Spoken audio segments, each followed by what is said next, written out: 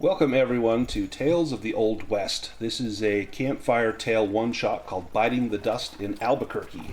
Tales of the Old West is a game that was kickstarted, I think, a year ago or a little over a year ago by two fellows. I've got the book right here. Forget their names. Dave Semark and Matthew Tyler Jones. This is a Western game based in the late 1800s. Southwest of the USA, specifically New Mexico. This is based on the Year Zero engine that's been popularized in many of the Free League publishing games, and I've had the opportunity to run this system several times, but this is my first time running this adventure, so I'm just as excited as the players are to see where this goes. So we've got a cast of 5 players with us. We've got Isaiah Tolliver, Sadie McCall, Benjamin Starr, John Barkley, and Ulysses T. Johnson. Let's get into the action. And let me grab my notes real quick.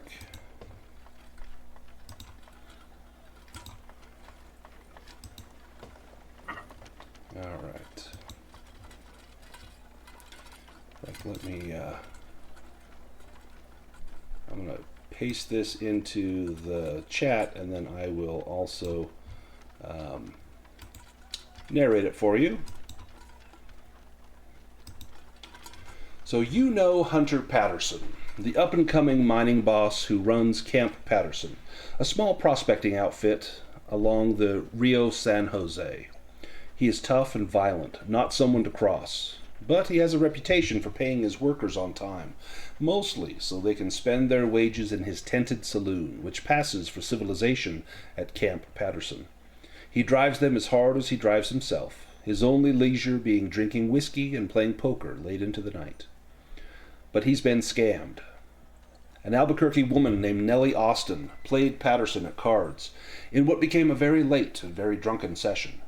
Austin won big, taking Patterson's stash of gold dust as her winnings, and then immediately rode out of camp. Patterson awoke with a head the size of a grizzly bear and an anger to match, shouting he'd been conned by Austin. He called you together and offered you each $50 if you'd ride to Albuquerque, chase down Nellie Austin, and get Patterson's gold back. That was 2 days ago. Now you're riding into Albuquerque in the early morning sunshine. The town is bustling with people, horses, carts and wagons, underemployed soldiers from the local fort, and cattle and their rowdy cowhands. The southern herds are coming in, some to be sold from the corrals here, others to be driven further north. But wherever they are going, the town is busy, busy, busy. I'm going to take us to a map of Albuquerque. And so we are coming into town from Santa Fe. So from the north, we're coming down near the Rio Grande River towards Albuquerque. Now, all we've been told by Mr. Patterson is to find Nellie Austin. She is from here, and so he assumes she's returned to here. We don't know where she might be staying, who she might call friends, if she has family. All we know is we get $50 if we can get his gold back. So as we ride into town, let me ask, start with Isaiah Tolliver. Now, you've probably never been to Albuquerque before. What's your feeling on how this should go down? What's the play? Are you guys going to go in intimidating? Are you going to go in and try to win her over? Are you going to, how do you see this going down? What would Isaiah's approach be to this? Yeah, Isaiah's pretty malleable to other ideas, but I think his general plan that he would have shared is, yeah, kind of just sweet talking, coming in, asking questions, trying to win them over. More subtle than just guns out at noon. And Sadie, how do you feel about that? Yeah, I think Sadie agrees. She is a trader, so I feel like maybe she'll try to pop into the general store. I'd imagine she's been to Albuquerque before. You probably have a contact here. Yeah, so I think she would, chat with her contact and kind of see what she can get. Yeah. Benjamin, what about you? Do you like the soft approach, or are you more direct? Yeah, I'd like to, at least hear her out, hear her side of the story. maybe it was a fair game, and she didn't scam him. Ulysses, what do you think about this? Well, Ulysses has done some bounty work in the past. I figure that all he's concerned about is getting back that gold so he can get his money. So he'd probably just be wondering if the bounty was dead or alive, or how what really matters here. So there was no mention on bringing her back to justice. There was only mention of returning the gold. So you get the feeling that Patterson doesn't really care what happens to Nellie Austin. At least that's how you understood it. Now, what about John Barkley? You're probably the youngest of the bunch here. What did you feel about this? $50 is a lot of money, but you've maybe never gotten roped into something like this before. John reckons that $50 is more than enough to pursue his dream of owning his own homestead. Yeah, you could buy a lot of Having land recently, with that. a lot of land for the young man here, if he can make this work. He would tend to side with Ulysses and think that maybe that there's some good in Nellie, and that we could resolve this and maybe save her honor, or right the injustice if Benjamin, pardon me, if Hunter Patterson's story doesn't, add up with Nellie's. Yeah, all you've heard is his side. You don't know what her side could be. He could be feeding you a line of tales that, to get his money back. Maybe he's a sore loser. As someone mentioned, maybe he lost this fair and square, and now he's trying to get his money back, which, you don't know. You've only, like I say, you've only heard his side. So as you come into town, let me have Sadie, since I mentioned you're probably familiar with Albuquerque, give me a book learning roll. This is to see what you might know, if you know anyone in town. All right, so that's a success. Now, you could push that if you want to try and get more successes, but you don't need it. So I'm going to assume you don't want to. Yeah, we're okay. So you know a couple of people in town. You know the San Felipe de Neri Catholic Church is run by Father Martinez, and Father Martinez is a very kindly fellow, and as a leader of the church here in Albuquerque, he likely knows most of the citizens in here. At least he's probably heard confession from a lot of them, and so there's a good chance that not saying he's going to bypass the sanctity of the confessional, but he probably knows more what's going on in town than others. But you also know another person in town, and that is Laura Jeffries. And Laura Jeffries, she works at the post house, which is the mail comes in and out of there. You've probably shipped things here or had things shipped from her, and she's kind of been your contact in town. So you at least know someone you could go ask. So as you as you come in, it's early morning. The smell is what hits you first. It's a lot of cattle, but then there's things cooking. You smell hoe cakes and stale bitter coffee and civilization. You smell it. We'll start with Sadie. What do you do when you ride into town? I think she just kind of takes a big inhale and is like, same old terrible smell. And she probably, I think, would be more inclined to go to Laura at the post office. Yeah. Just because she has a good rapport with the priest, but, the whole confidentiality thing. I feel like she's probably more friendly too with Laura. Like they can actually go out and get a drink together. Yeah. Now, do you guys want to go as a group? Do you want to split up? Sadie, do you think that might be intimidating for Laura if a bunch of strangers roll in and start asking questions? Yeah, I mean, I feel like Sadie kind of turns to the group and is like, I can go check in with a friend at the post office, but I feel like splitting up might help us get more information. You see, looks like there's a saloon a little bit over the ways over there. Yeah, in fact, there's a couple places. So there's the Silvery Minnow Saloon. There's Brown's Bordello, if your tastes are a little more extravagant. There's the Dusty Spur Saloon. There's also the church where the Father Martinez would be at. There's also places like the Livery. People will bring their horses in or swap them out for fresh horses, things like that. So if Sadie goes to the post, where do the rest of you troublemakers want to go? The Silvery Minnow's probably the closest as you ride into town.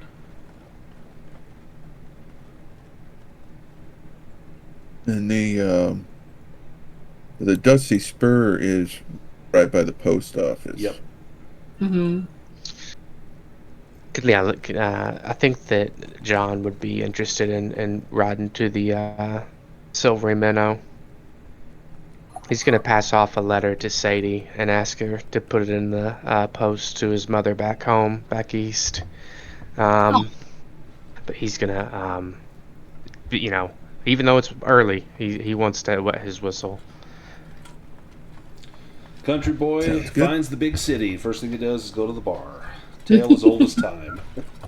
Anyone else going with John to the Silvery Minnow? Or did Benjamin, did you want to go to the Dusty Spur over by the post? That way you can also kind of keep an eye on Sadie. Maybe you don't tell her you're doing that, but maybe you're a little distrustful. You've never been in this town before.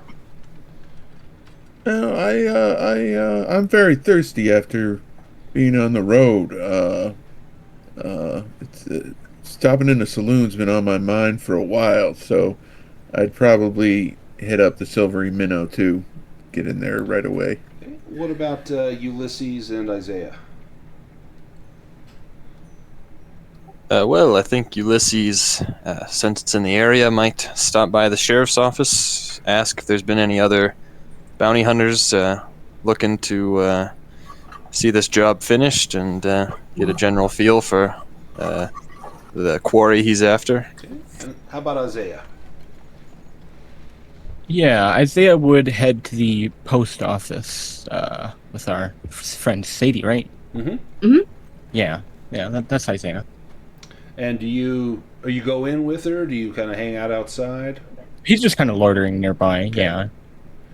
Let's go to the sheriff's office first. That's Ulysses, correct? So Ulysses, you Yes. You head over to the sheriff's office, and out front there's a small front porch, and there's a bench out there, and there's a couple of people sat on the bench, and none of them you see are wearing badges, but there is a sign kind of above their head that says Albuquerque Sheriff Twomey, and I'm going to type that out for you. It is Twoney. Twomey. And as you approach, the two folks on the bench take one look at you, and they look at each other. They get up, they kind of tip their hats to you, and they walk off down the street. Now, it's a man and a woman. They look to be, I don't want to say elderly, maybe mature, maybe late 50s, early 60s. What do you do? Well, I'll tip my hat to them as well and head in. Be polite, I suppose. Excellent. As you go in, you see this is like any jail in any town you've been to. There's 2 cells. It looks like just a big iron cage with a bunk in there and a little chamber pot underneath the bed. There's no one presently incarcerated. There's a desk, and you see a fellow there polishing a pistol. And he looks up at you, pauses a second, and says, "You're new in town. What's your business here in Albuquerque?"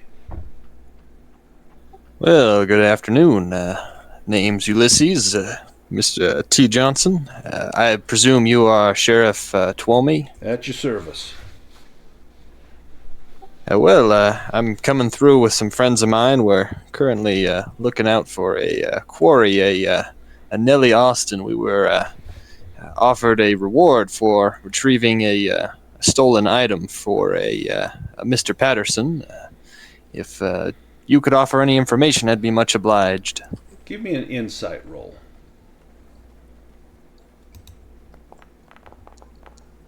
Oh, 2 successes. He stops his polishing, puts the rag into a drawer, holsters the pistol, gets up and reaches out a hand and says, "Well, welcome to our little town. You say you're friends with Nellie Austin?" I wouldn't say friends, more friends with Mr. Patterson, and a reward was offered for the retrieval of a stolen item that she's believed to possess. Give me a performance roll. This represents your trying to squeeze him for information. Got 1 success. Do you want to push that to try to get more? No. So he shakes his head and says, I don't know Nellie Austin, but the only Austins I know of are Cherry Austin and her boy, Thomas. Type that out. Cherry and Thomas Austin. The only Austins I know of are Cherry and her boy, Thomas. Cherry works up at the Brown Saloon, but afraid I can't help you with no Nellie. Unless that's a name you know maybe Cherry goes by. You see, Cherry, she's run on hard times herself, and she's a bit of a soiled dove. That Brown's Saloon there, ain't much of a saloon, more of a house of ill repute, if you know what I mean. You want to find her, you'll find her there. Well, much obliged to you, and any chance you've heard of others that might be after this here reward? Am I the first that has passed through, as much as you might be aware? Well, funny you mention it. You ain't the first to come by asking for Nellie Austin. I told the other fellas, same as I told you. I ain't no Nellie Austin, but I do know Cherry and Thomas. These other fellas, well, what was their name? One of them was named Sonny. That's right, Sonny Baker. Big fella, mean looking. Oops, spelled that wrong. You know what I meant. Big mean looking fella. This fella here, and he kind of describes this guy to you, and I'll post a picture of him. This fella had short beard, long hair, looked rough. Red scarf around his neck. I asked him about that. He said, don't pay it any mind. Mind my own business. You imagine telling the sheriff of Albuquerque to mind his own business. Well, he and I, we didn't see eye to eye, and I sent him on his way. He's probably halfway to Santa Fe by now. Well, it's good to know what competition may be out there. I appreciate your kind words, Sheriff. Should I need any more assistance, I'll be sure to call on you. Thank you for your help. Absolutely. Now, I trust we're not going to have any trouble in this town. I don't kin to bounty hunters much. These cells here are empty, and I mean to keep them that way. Well, if violence can be avoided, then I'm sure it will be. I'm not keen to see them dead, but I've got a job to do, and that job is to retrieve Mr. Patterson's stolen gold, and I do intend to see the job through. Well, I don't know nothing about stolen gold, but we don't go committing murders here unless we've got cause. Now, you prove that this happened, you get a confession, I'll hang her myself. But otherwise, keep your gun where we can see it, and that don't mean in your hands. You understand? Certainly, Sheriff. I don't intend to cause any trouble. Good day to you. You as well. Enjoy your stay in our fine town. And he pulls out his pistol and begins to polish it again, as though the conversation is over. Now, let's go to the post house. So this is Sadie and Isaiah.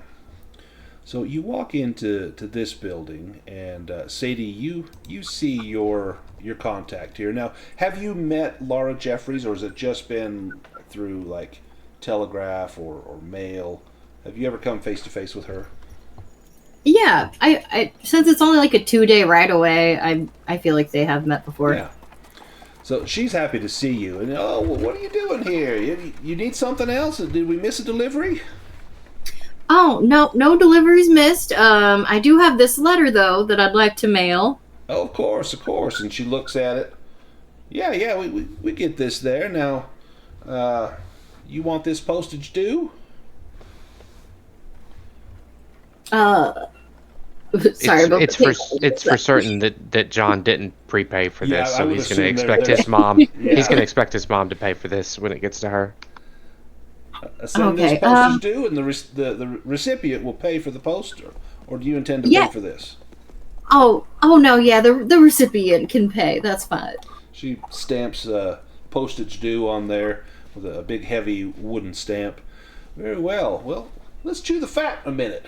What brings you in town? Surely not just to post a letter?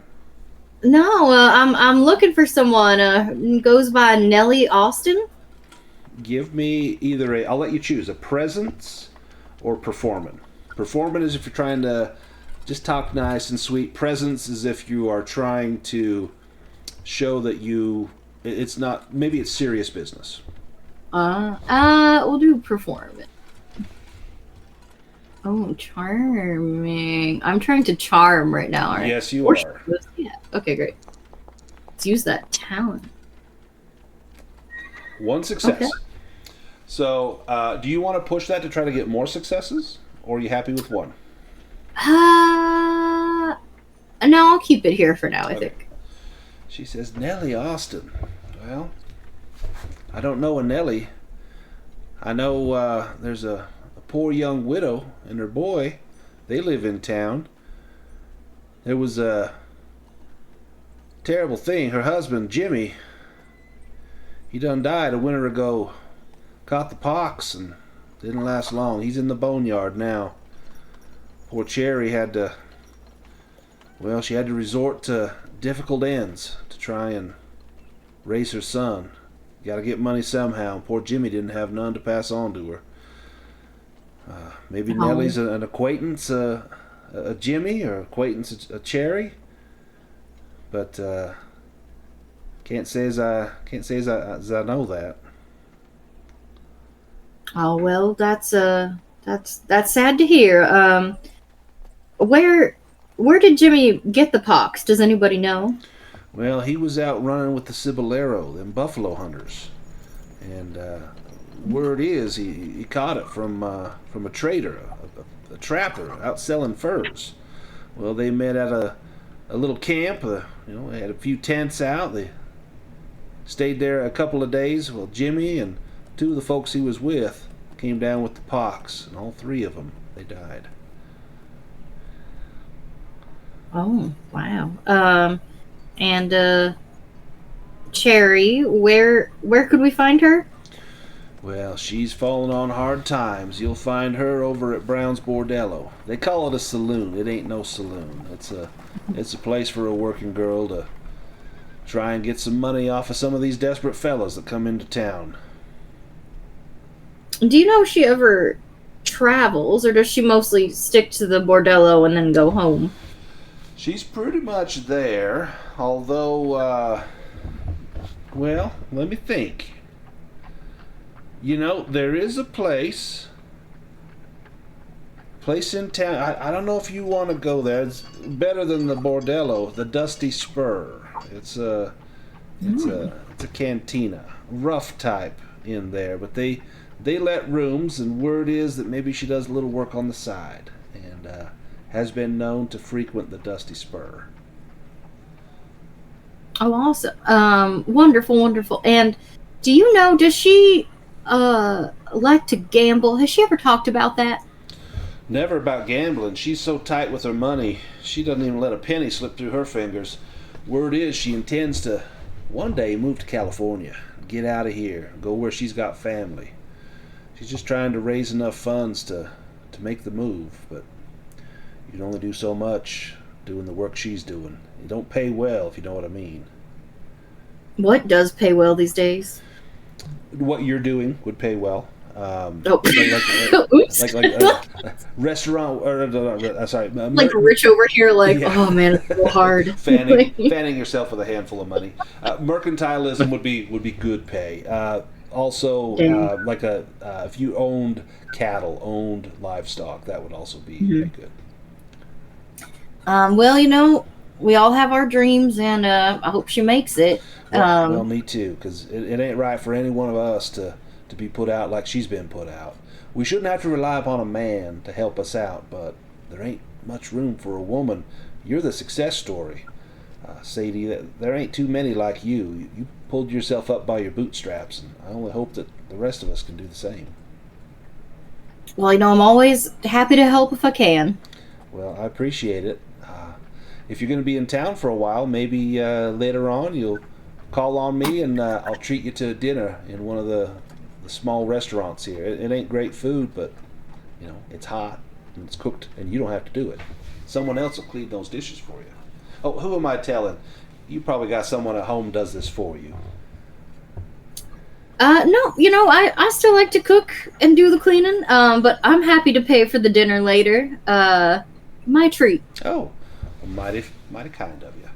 Now I'm gonna get this posted, and you enjoy your time here in Albuquerque, and I'll call on you tonight. You staying any place in particular? Are we? I don't think you have said. There is a hotel. Okay. There's two: the Emperor Hotel or there's Glazer's Hotel. Emperor's Hotel is number 4. Glazer's is 11. So here's 4 and here's 11. I mean, logically, she would have rode past the Emperor Hotel. Yeah, and it And looked like a nice place. Okay. Yeah, she'll be like, yeah, probably just room up at the Emperor, as usual. Well, I'll come by after I lock the doors. All right, sounds good. Now, Isaiah, you're out in the street. Are you eavesdropping? Are you hearing what's going on, or what are you focused on? Yeah, he probably is just eavesdropping on Sadie's conversation, just to keep in touch. Give me a Hawkeye roll.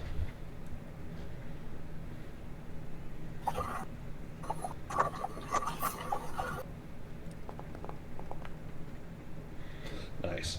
You see someone walking down the street, kind of an older looking gentleman. He's got a gray hair, gray beard, blue long coat that he wears. You swear you've seen his face before in your travels, and it's one of those faces you see. You're like, how do I know that person? I know them from somewhere. And as you start to rack your brain, I want you to make an insight roll for me.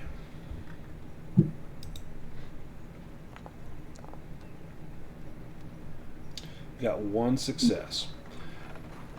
A name comes to you, and as you consider that face, and the name is Harrison Smith.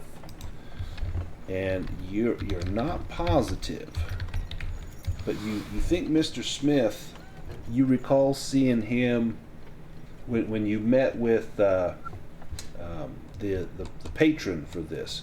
When you met with Hunter Patterson, you swear you saw that guy at Camp Patterson.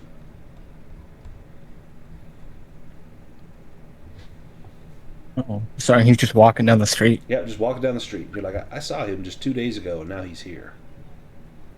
Yeah, and if he's with Patterson, I mean, we're here on his behalf, so it would be weird. I think that would draw his attention. Yeah. I don't know. If he's walking along, I think maybe Isaiah would follow him. Now, do you try to hide a little bit? Do you try to conceal yourself, or in case he sees you, and maybe he's sent here to keep an eye on you? Because maybe Patterson's worried you guys find the gold, you ride off on your own. Yeah, well, I mean, Isaiah's definitely trying not to be seen. I think that's just his general nature, just for anybody. He doesn't like being seen, so he's probably, looking down when he's got his hat tipped, but definitely curious, yeah. Yeah, give me a performance roll as you just try to look nonchalant and out of the ordinary. Okay, do you want to push that? Yeah. Let's try it. Got a success there. All right. So when you first see him, you're looking, and all of a sudden, when you're like looking at someone across the way, and they turn and look at you, and you're like, oh, they saw me, and you kind of look up or look down, like I wasn't looking at you. There's a moment where you catch him turn to look at you, and you quickly look away, like you were just glancing in that direction. You pull your hat down kind of low, and maybe kick a little dirt off your boot. Pay it no mind, and then you sort of glance up, and he has moved on down the street. You're not sure if he made you or not, but he did kind of catch you looking. But you think you're okay. At least he didn't come up and approach you or anything. He just you look, and he continues to go past you and on down the street. Yeah, all seems well. Yeah. Let's go to the last group. You guys are going to the Silvery Minnow Saloon. So this is John and Benjamin, correct? Yep. So Yes, sir. at the saloon, in fact, I think I've even got some saloon art here. Oh, look, I do. Oh, nice. Yep. Let me grab your tokens. So here's John and Benjamin. You come into the saloon, and it's dirty and dingy. Over the door, there's a big piece of pounded silver that looks like a fish, looks like maybe a trout. It's pretty crummy. This is not artistic at all, but for the locals, they know, oh, that's the Silvery Minnow. That's our drinking hole. And you come in here, there's a lot of bottles on the wall, and the bartender looks up. He's got a 5 o'clock shadow on his face, kind of darker complexion. Looks like if he's not of Mexican heritage, probably a mother or a father was, maybe a white settler parent and a Mexican settler parent have gotten together, and then he's the offspring. And he looks at you. He's got dark brown eyes and smiles, kind of a toothy grin. You can see he's got a lot of decay on his teeth. He's probably been chewing on cigars for most of his life. Gentlemen, welcome to the Silvery Minnow. Step up to the bar. Order yourself a drink. Thanks. Whiskey, please. Dos whiskey. Yes. And Make mine too. Excellent. And he pulls out 2 little shot glasses, sets them on the table, goes and grabs a nondescript bottle. It's just brown glass with a cork in it off the shelf, pulls the cork out, and just runs it in a line back and forth over the 2 bottles. It splashes, on the outside, but it's filling them up. He gets done and just slides them towards you, leaving a nice little puddle on the counter, and he goes by with a rag and just mops that up. And then he goes down to the bar to attend to someone else, leaving you to your whiskeys. Now, there's a lot of people in here. It's for a late morning. It's fairly busy. There's a few people playing cards, a couple people drinking, other people just kind of shooting the breeze, and there's a few people eating bowls of beans that he's got available. What do the 2 of you do?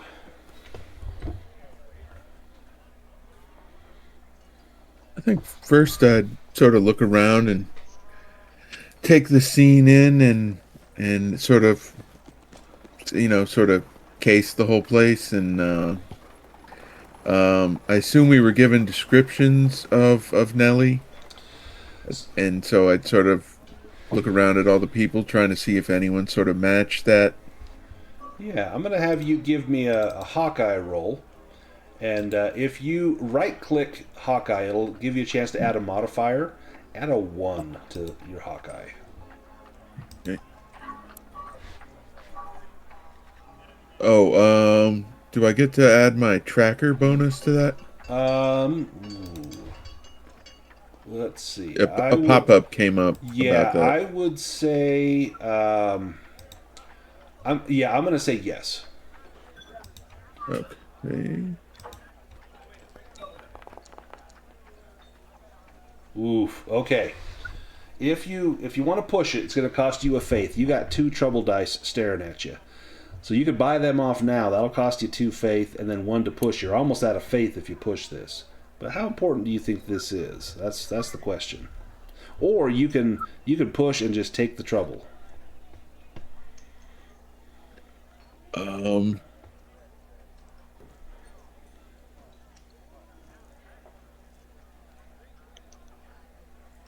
No. Just take the fail. Like, yeah, I'll just take the fail. So you look around. It's kind of dim in here. There's a lot of faces that kind of look up at you and look away. No one pays you much mind. You don't see any women at all. It's all men in here that you can see. You kind of glance around. No sign of her. If she's been here, you don't know, but she ain't here now, based on your reconnoitering. What about John? What are you doing here? John is blown away by this fine establishment. Good night, Mr. Starr. You ever seen so many people drinking before noon? I'm not sure. Probably. I mean, Benjamin's Can't really remember. He's probably not much of a town person anyway. But probably uncomfortable in this place. So we've got like the two least experienced people. Here making all the social roles. This is going to be awesome. I don't much like being around this many people, to be honest. Well, John, I guess that makes sense. you see a table off to the side. There's a few people playing cards, and one of the fellas throws down his hand in disgust and stands up, and his chair kind of scoots back towards you. It's tips over, and it's heading right in your direction. What do? Do you just move out of the way? Do you grab the chair? Yeah. I say, hey, mister, watch out. Give me a light-fingered roll. Nice. Yeah, so you catch the chair. You don't spill your drink either. You grab the chair, and he looks at you with a look of utter contempt. Get out of my way. And he pushes past you, kind of pushing against the chair. Much to your surprise, this ain't some nice fella that you tried to help out. And clearly he did not appreciate your help. Maybe you stole some of his bluster. The other people at the table kind of laugh and chuckle, give you a little wink and say, he's all right, kid. Don't worry about him. You ever play cards? No, my uncle was a minister. He wouldn't let us gamble like that. A minister? Old Dan here, he was a preacher. Not 2 years ago. And one of the guys gets up and he makes the little sign of the cross over his chest, and they all kind of chuckle. Say, Dan, what was it that got you out of the priesthood? And he takes the cards and shuffles them. Well, these cards did. Son, if you want to play, I'll warn you, you best have money. This is a serious game. Oh, I got money, and I got money coming, mister. You got money coming? Oh, you on to something? I mean, he knows enough to know that he should probably keep his mouth shut. And I said, Yes. ain't all of us here in Albuquerque on to something? Why else is we in this big town? I say with a smile, and I sit down. Give me a performance roll. And you can add a bonus die, so if you right-click that, or actually, you got a success anyway, so you're good. They kind of chuckle. Oh, you're all right, kid. You're all right. If you want to play, you're more than welcome to play with us. You know how this game works?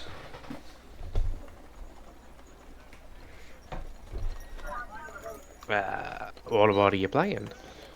Well, we're playing Pharaoh. You ever play Pharaoh? Andy has never played Pharaoh. If this is something that John would have done. He probably has never played. He's probably heard of it. Probably heard that it's a terrible game for degenerates.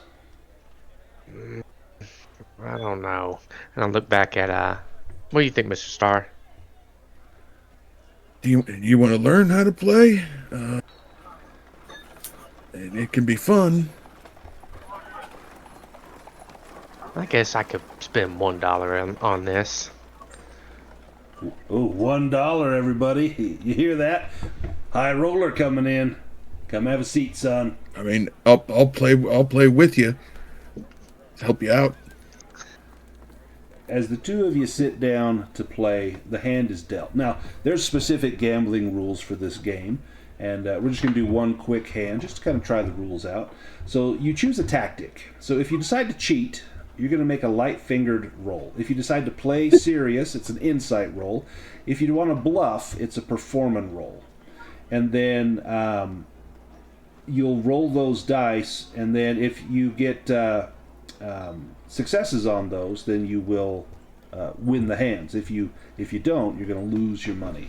So, if you want to cheat, it's light fingered.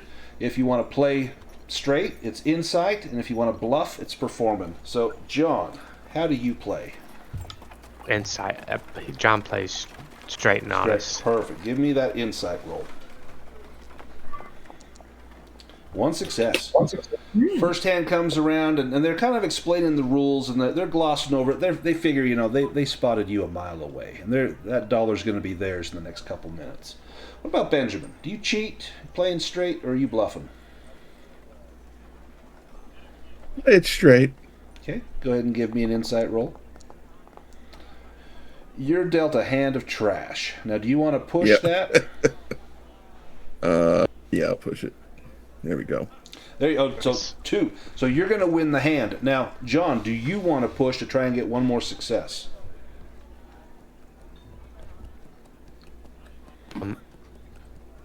No.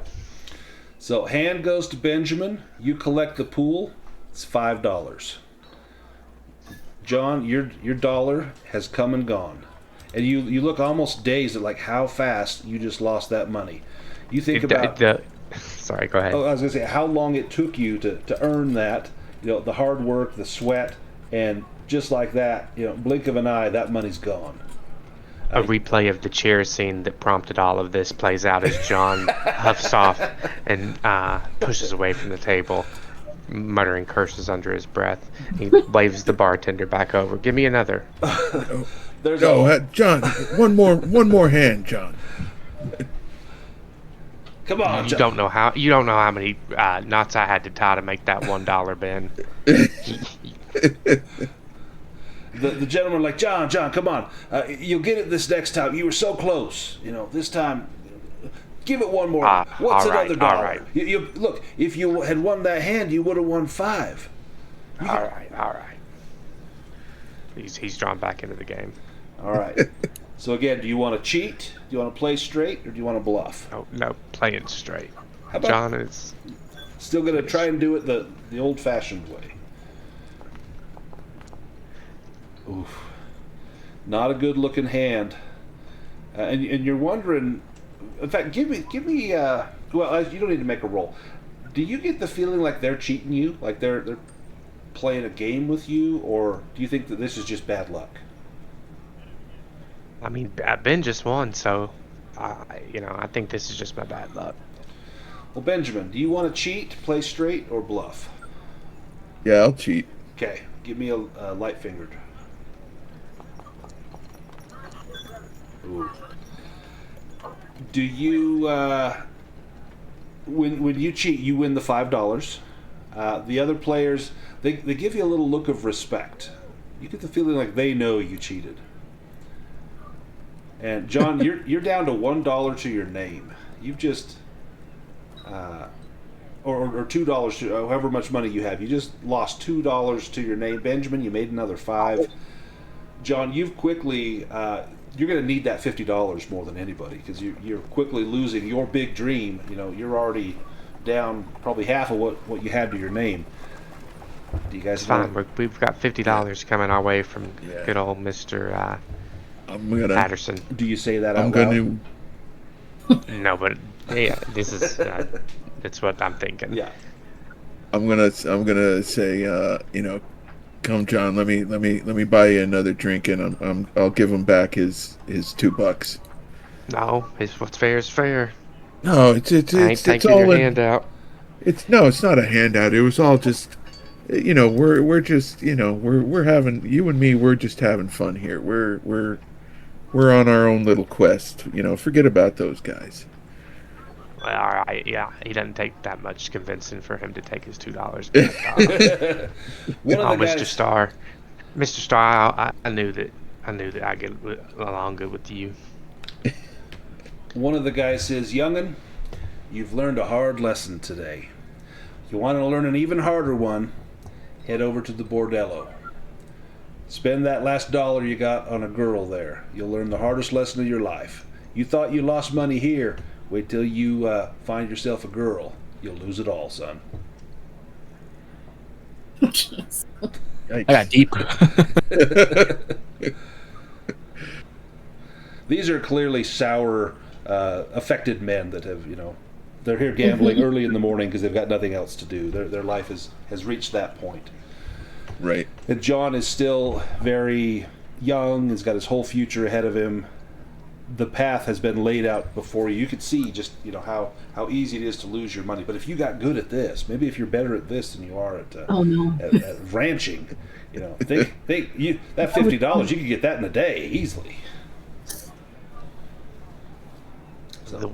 Normally, John would, the upbringing that his uncle gave him and his faith in the inherent goodness of everyone would drive him away from that. But plants a seed in his mind when he's 2 whiskeys deep. Maybe I could make a living off this. Benjamin, you see that look on John's face. It's the look every young gambler gets when they realize that this is an easy way to money, or at least it seems so easy.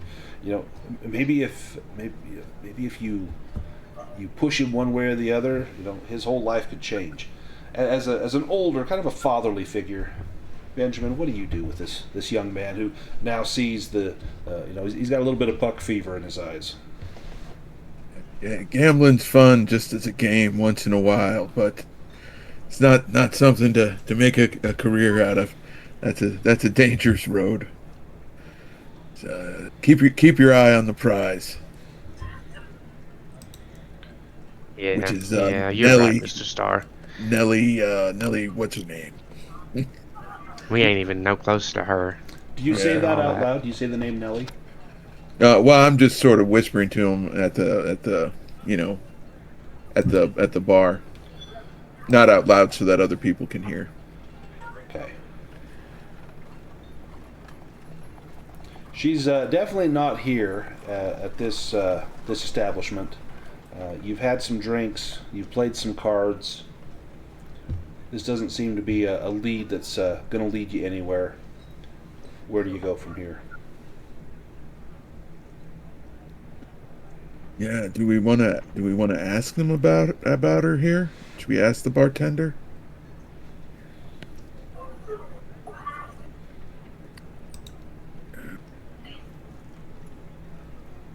Or should we just go? I don't know. It seems like we might, come across as odd sort, just coming in and, randomly asking him about someone. I think we should just go. Yeah. As you head out, the gentlemen wish you the best, John. They tell you can come back any time, but bring money. We're going to go back to the map of Albuquerque. So we've gone to the post, we've gone to the sheriff's office, we've gone to the Silvery Minnow Saloon. We have a few leads on where, if not Nellie, where Cherry and her son Thomas might be. We didn't really say where we're going to meet up, but I would assume, as we're maybe heading into town, we probably come across one another up or down a street, and we get back together and share the information that we've been able to amass. Where to now from here?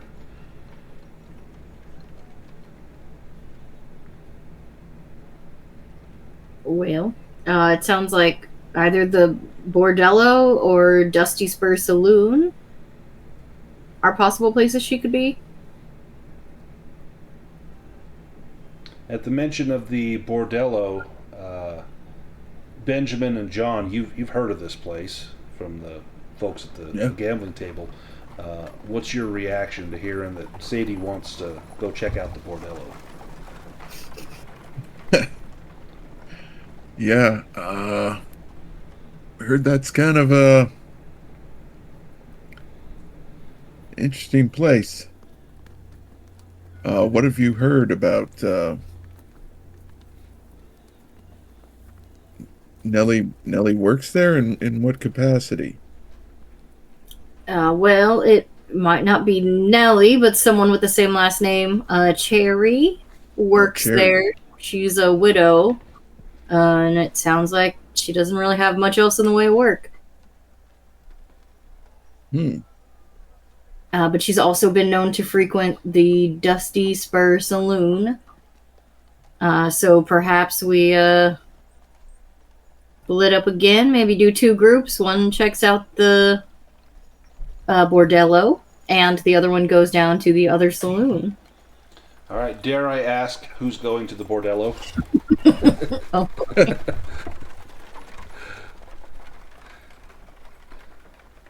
Any bordello volunteers? If not, just to the Dusty Spur?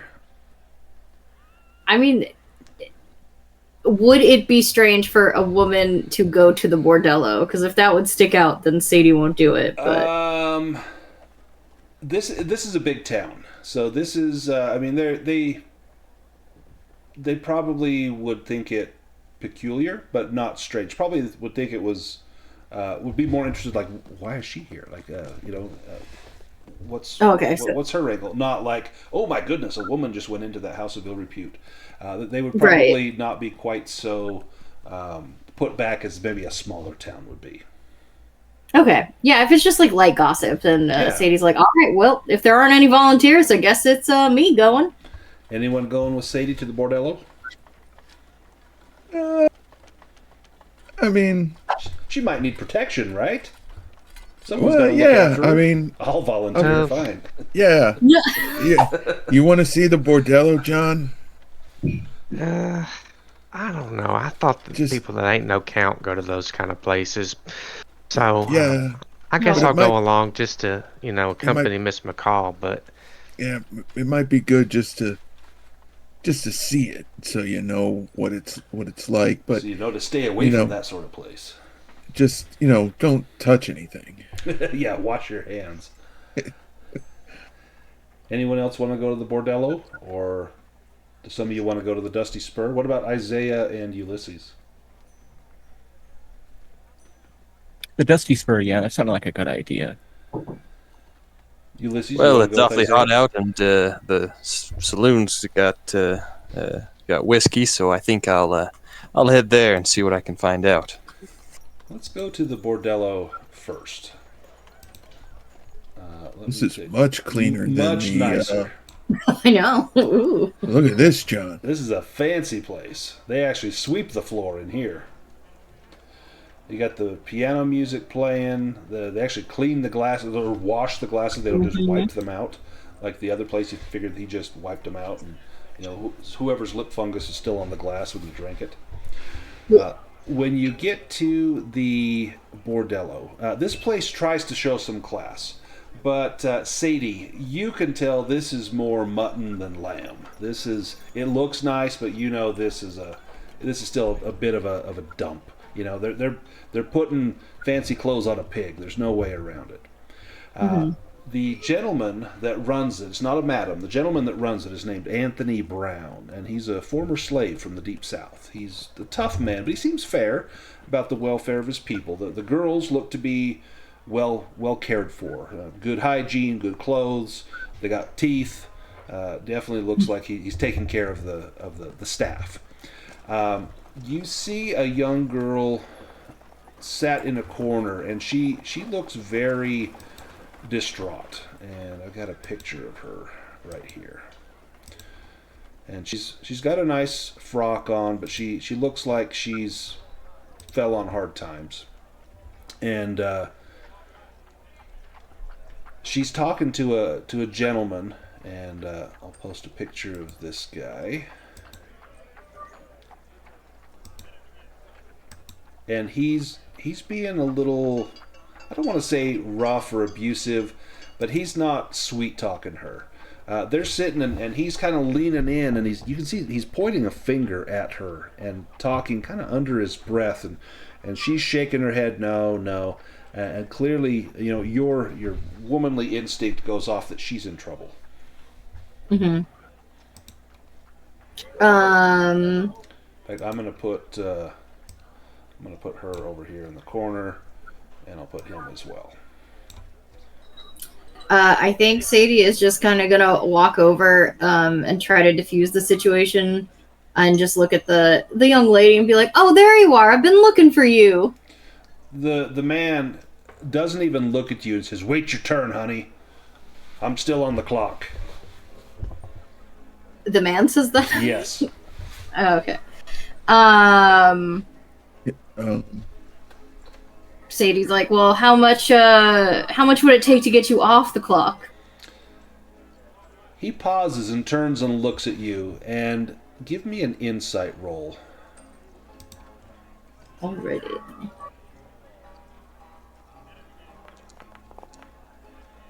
All right.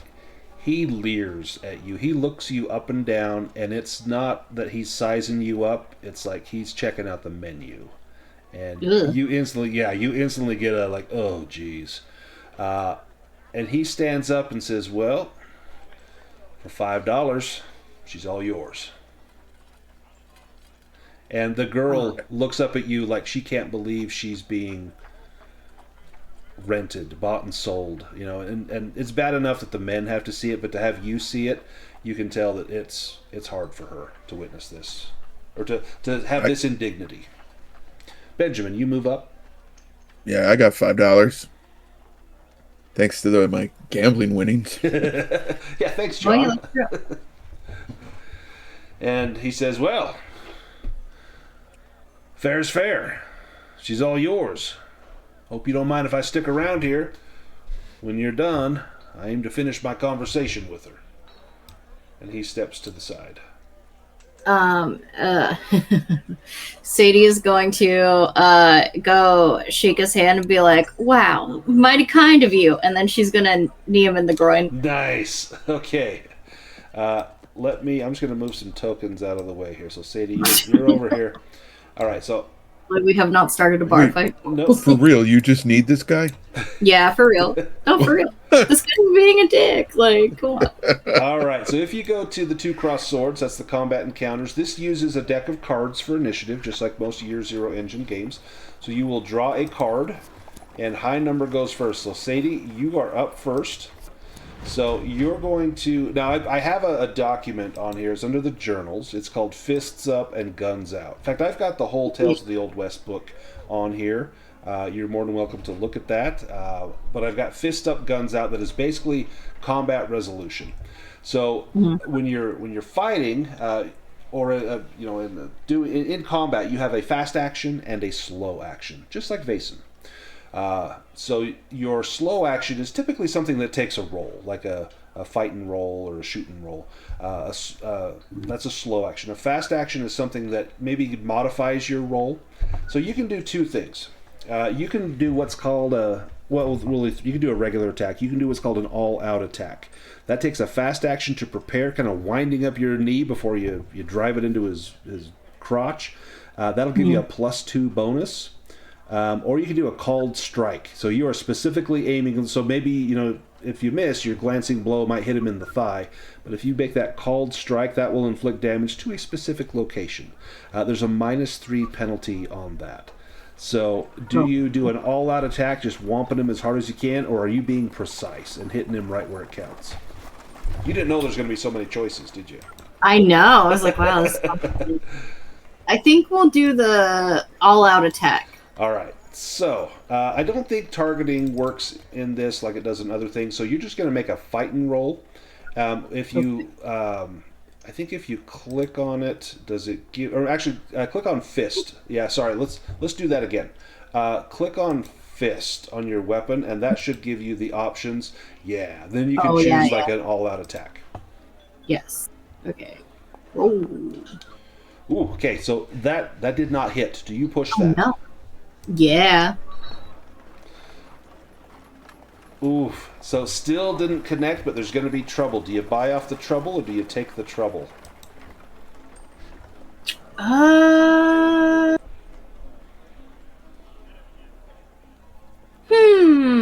So buy off trouble, you just spend a point of faith. Yep. And then I won't roll on the trouble table. Otherwise, I'll roll on the trouble table.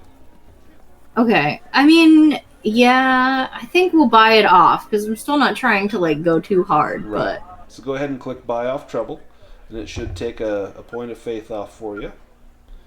Perfect. And so it did not land, and you push. So you drive that knee in, and he's got fast reflexes. He kind of turns his hip to the side, and you give him a glancing blow in the thigh, and he lets out a little gasp, almost of surprise, but a little bit of a laugh. He says, "Oh, sweetie, I didn't know you were employed here. Look, I like it rough, but not like that." And he's just got this creepy vibe going on. Man, I really want to. She's just gonna. Do it She's again? gonna just. No, no, it didn't work the first time. I think she'll just kind of walk away and not really pay any attention to him and just go sit next to the lady. He goes and plops down on one of those sofas and kind of stretches his leg out like he owns the place. And you let me get us out of combat. You head over to talk to the lady. And, I'm gonna shoot this guy eventually. oh yeah, he will not survive this scenario. So as you head over, and Benjamin, you're over there. John, what do you do when you see this going down?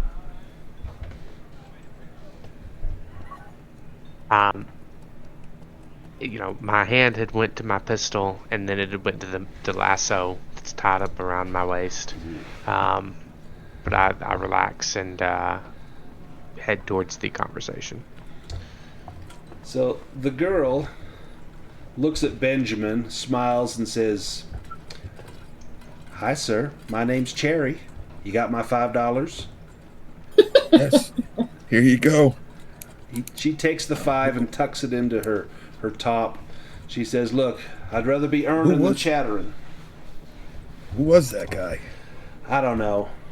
Some scum rode into town looking for a place to rest his hat. And, well, I don't like his sort. He's not very gentle. You look gentle, though. And she runs a hand through your scraggly beard. And you give me an insight roll.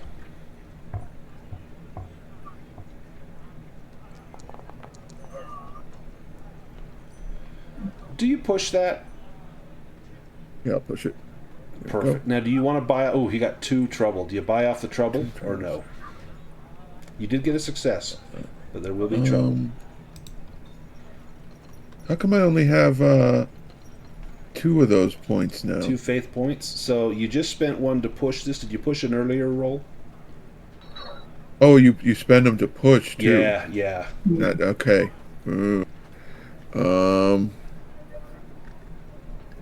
Crap. So the downside is you would be out of faith. Yeah, I don't want to do that. So I guess I got to roll trouble. All right. Will it let you roll it? Oh yeah. And then it says social. Mental or social or Yeah, it'd be mental social. or conflict. So mental social is the one I roll. Yep.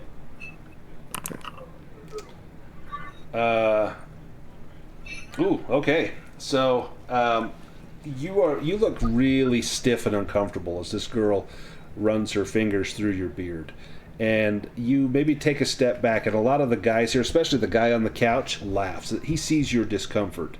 And he's like, you're a greenhorn if ever I seen one.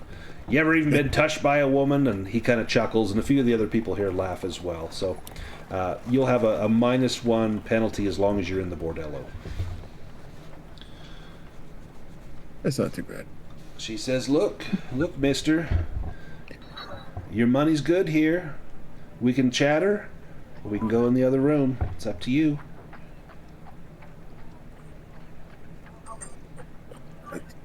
We were actually, I think, well, I don't know. Sadie, how do you want to do this? She says, oh, the 2 of you? Well, that's extra. No, not like that. We're trying to find someone by the name of Cherry. And you see tears rim the bottom of her eyes. She says, well, you found her. What do you need? Were you up by the Patterson camp a couple days ago?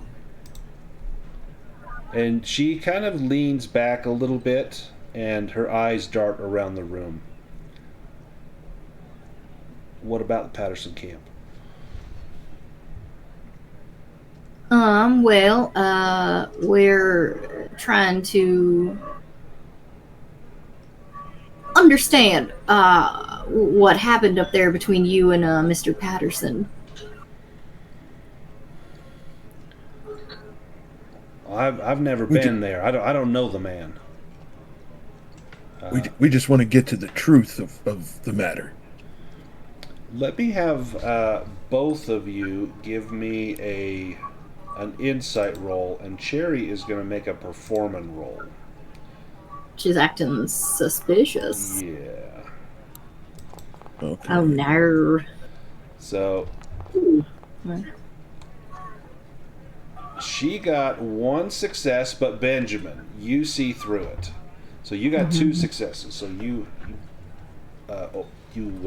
overcome her reluctance there, and you get the sense that she is feeding you a line of bull. And she says, "Look, I think you're looking for someone else. I think you're looking for my sister-in-law, Nellie. I ain't seen Nellie in weeks." And Benjamin, you get the feeling that's a lie. I'm pretty sure that's a crock. I think you're Nelly. So why don't we just get down to the truth of the matter of what really happened, and then you know, I mean all we just want to find out what happened, and then we'll be on our way. Give me a presence roll. You're going to add a modifier so your additional success on insight, I'm going to let you add that to presence. So right click on presence and add a 1 modifier.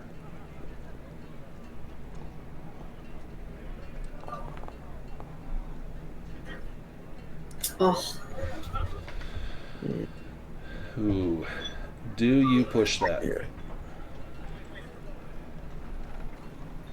All right. Oh, 2 successes. Oh. She says, "Look, sir, I ain't Nellie. She's my sister-in-law. I ain't seen her in a day. I seen her yesterday, just in the morning. She said she was getting something ready for me and my boy. She was supposed to be here this morning. I ain't seen her, and now I got you coming and asking about her. That fella over there," and she points at the man on the couch, "he's asking about her. Is she in some kind of trouble?" Oh, maybe. Where did you last see her? "Over at the Dusty Spur. She had, we had a plan, you see. As her and me and my boy, we were going to get out of this dump, go somewhere else. I hear the sun shines much nicer in California.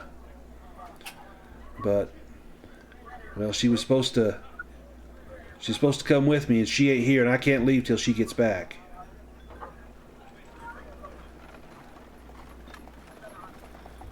Where was she supposed to meet her? "Well, she was going to meet me here. I had to come into work. I had to keep up appearances. Old Mr. Brown, he don't like it if the girls don't show up. And, well, we're supposed to get out of here quiet-like. But with you all asking around, there ain't going to be no quiet-like neither. That man over there," and she points to the fellow on the couch, "he ain't the first one to come ask me about Nellie either. There's another man, got a beard, kind of like yours. Says he works with Patterson. Says he wants back something that Nellie took, but I don't know what she took. Whatever she got's hers by right, I'll tell you that."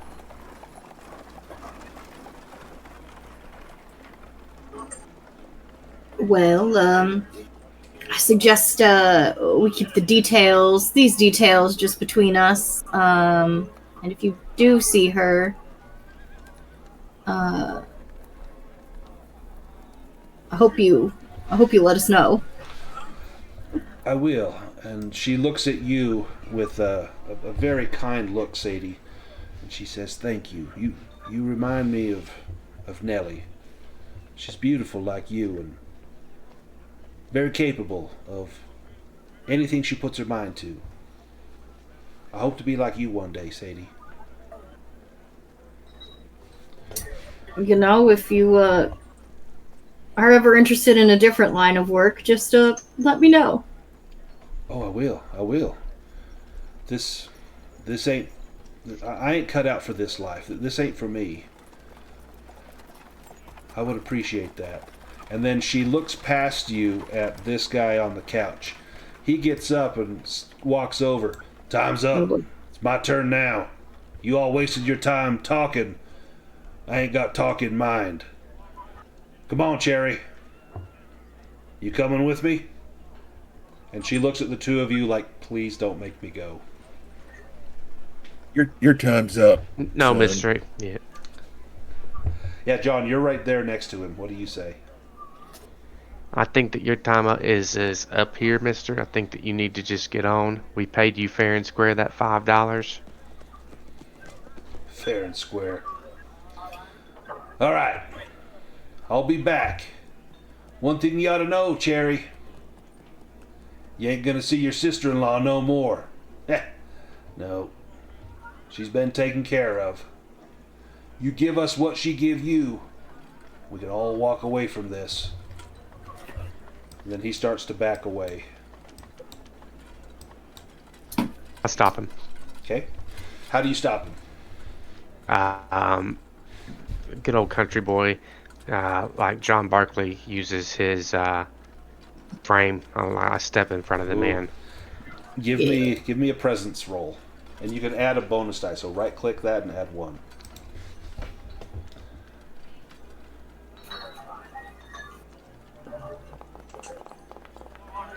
Oof. Do you push it? There's gonna be trouble if you don't buy it off. Yeah, I'm gonna push it. Oh. Oh. You get in his way and he stops and you push against him and it's like pushing up against a bull. There's no moving him. And he gives you a look and his hand goes to his pistol and says, "Son, don't make that mistake again. Get out of my way." And he elbows you aside and try as much as you might. Your heart's in the right place, but your body just ain't as big as his, and he nudges past you and goes out the door. And Cherry says, "What do you think he meant by that?" He I told think me your sister-in-law's gonna be in sore trouble if you don't tell us what you really know. Look, she Yeah. give me something. She give me some gold. I was supposed to use it to get us to California. She didn't want to keep it on her. She was afraid people would come look for her, like that fella there, and well, I guess like you too as well. Look, she won it at cards. I believe her. This gold ain't belong to the man who's come after her. It ain't worth lives, though. If I give you the gold, I will. If it means me and Nellie and Thomas, we can just keep on doing what we're doing. We'll find another way to California. That man Even though almost made it John's sound like he had Nellie. Well, maybe you better go after him and find out.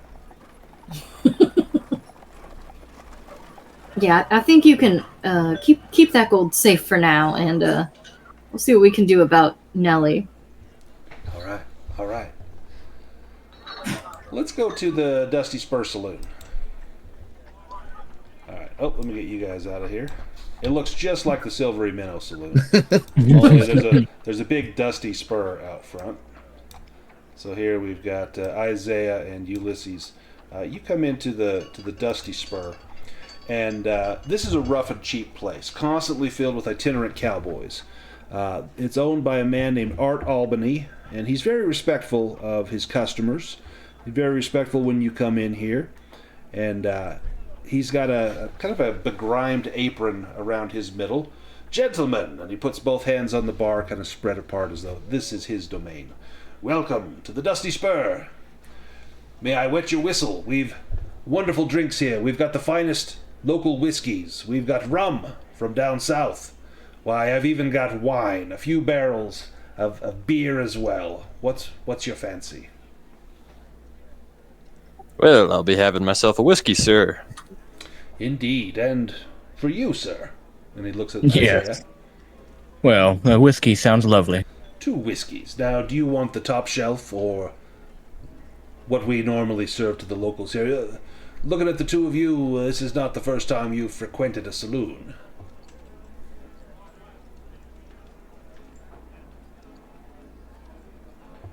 Just give me whatever you got there that you give everyone. I don't need any fancy treatment.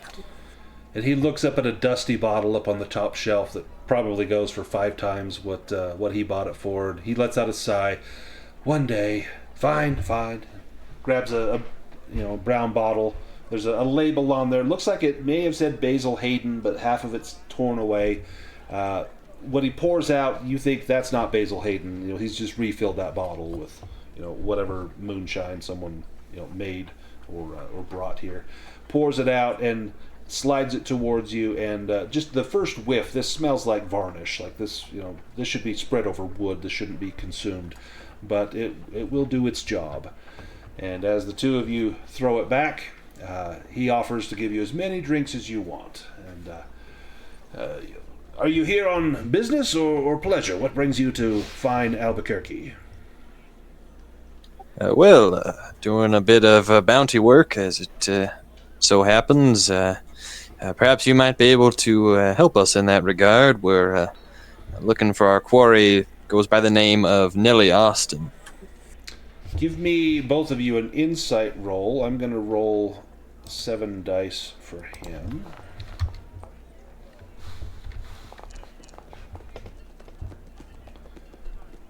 Ooh. So both of you got double successes. He got double successes as well. He is a hard nut to crack. As you look at him, you see a little twitch in his eye. Isaiah, you're the one that sees it. It's like a tick, like a gambling tick. And as a grifter, you are trained to look for these sorts of things. You see a little tick in his eye when he says, "I've heard of her, but she ain't here." Well, now, you clocked me right when you said I frequent these places and been around a time or two. I think I could tell you know a bit more than you're saying. Look, you're not the first to come asking about her. 2 others have already been sniffing around. They didn't look like they meant her any sort of good. Looked like trouble, if you ask me.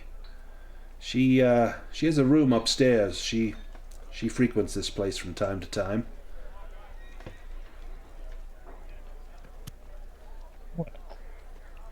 That's helpful information. These gentlemen, most people in our profession, they're not good folks, so, we won't shoot up your bar, don't worry. Well, I would hope not. It wouldn't be the first time, probably won't be the last, but I don't feel like dying today, or mopping up blood. Look, she ain't here. Like I said, she's got a room upstairs, number 7, but I ain't seen her in a couple of days. Well, you mind if we take a quick look? Well, what kind of innkeeper would I be if I just let anyone go into any of those rooms? I'm afraid I simply can't allow that. And he gives you a little smile. Do you have rooms for rent then? Sure, I do, if you got money.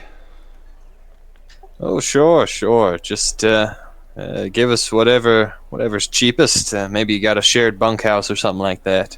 Well, we ain't got no bunkhouse, but I got a room with 2 beds. Mattresses were stuffed just recently, 6 years ago. Finest goose down you'll ever find. It's a little flat, but fluff it up, it'll feel just right. Just don't peel back the sheets. You don't want to see the state of the mattress cover. Let me tell you one thing, though, you want to be careful of is this place. The walls are really thin. Folk will hear if you're having a loud conversation.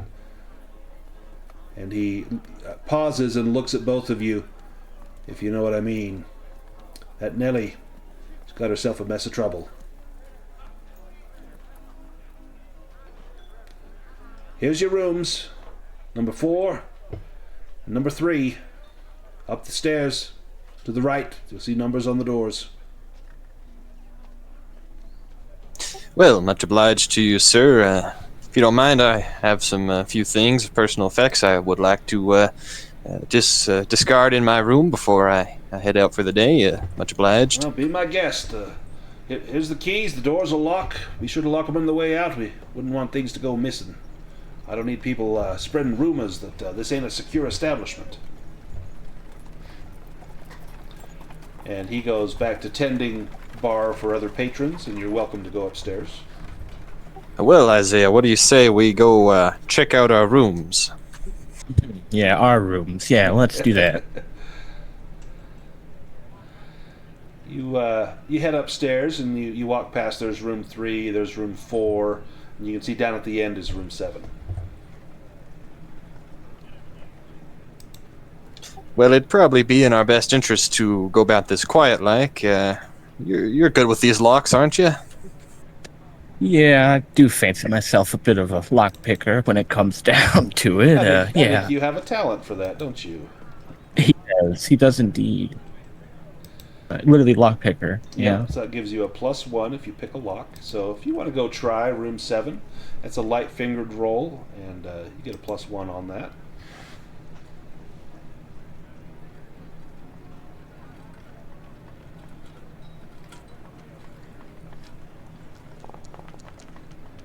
Ooh, double success. The lock, it's not a difficult lock. This is a rather simple one. In fact, you look at your key and you look at Ulysses' key, and they're very similar. You think these locks were made by the same person. They're just slightly keyed differently, and so you're like, this would be a piece of cake. And you pull out a little bent piece of wire, put it in there, get a little turn. Within seconds, the door pops open, and you let yourself into room 7 at the Dusty Spur. Now, there are some personal effects in here. There's some clothes, a pair of boots. Well, 2 things that you don't find is a gun, and you don't find a leather pouch with any gold dust in it. But there is a journal with scribbled entries. And the last entry reads, "I've finally done the right thing by Jimmy, and Cherry and Thomas will be okay. Maybe Jimmy will forgive me now. Time for me to skip out of town and take those bounty hunters with me. Who knows? Maybe I'll get to meet up with Cherry and the boy in the future, if the good Lord's willing."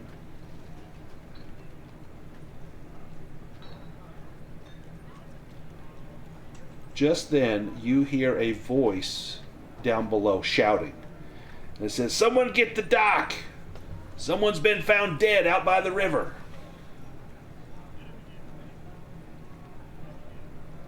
Well, at least that'll draw a lot of attention. I guess Isaiah would just take a quick look around to see if he sees anything else out of the ordinary, but he's probably not going to stay here too long.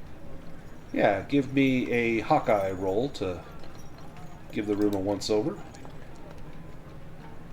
Nice. You do find a small purse with coins in it, with money, silver dollars in there.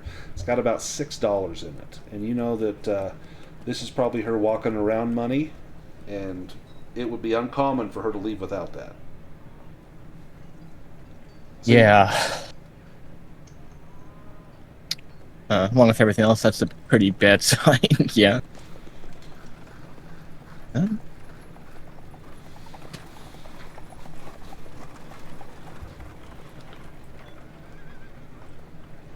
Oh, well, so do you think that she skipped town, or what are our thoughts here?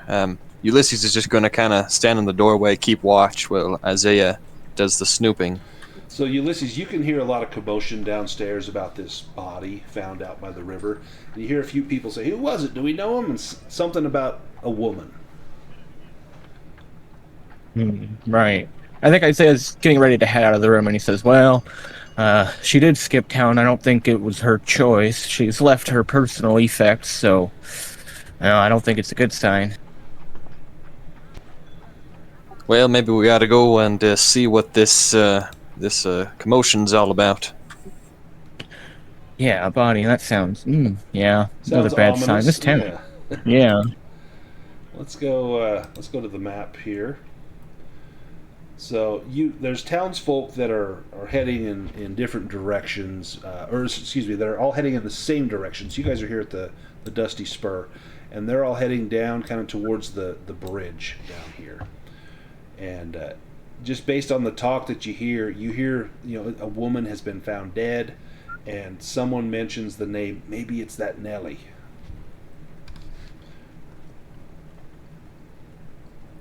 Now, as this is happening, this commotion in town, the others, Sadie and John and Ulysses, Sadie, John, and Benjamin, you hear the same sort of commotion. Someone's been found. Rumors are spreading around that a body's been found in the river. And do you head down there?